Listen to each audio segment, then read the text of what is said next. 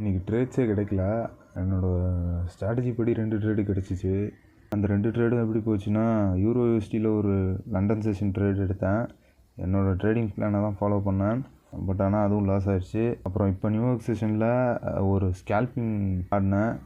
1 மினிட்டில் 15 minutes time frame top down அனாலிசிஸாக வச்சு ஜிபிபி யூஎஸ்டியில் அதுவும் லாஸ் ஆகிடுச்சு. அப்புறம் டிராஃபிக் சீக்ரெட்ஸ் புக் படித்தேன்.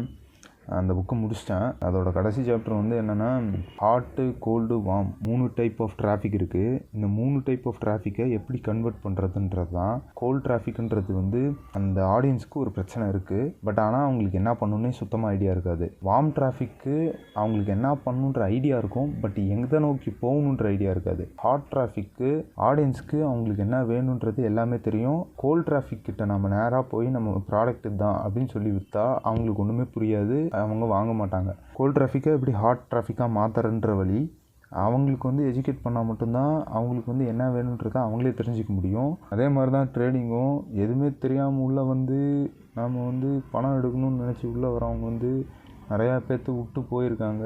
நிறைய பேர் வந்து சஸ்டெயின் ஆகியும் இருக்காங்க. அப்புறம் என்னோடய 5K ட்ரேடிங் ஜேர்னியை தெரிஞ்சுக்கணுன்னா என்னை ஃபாலோ பண்ணுங்கள்.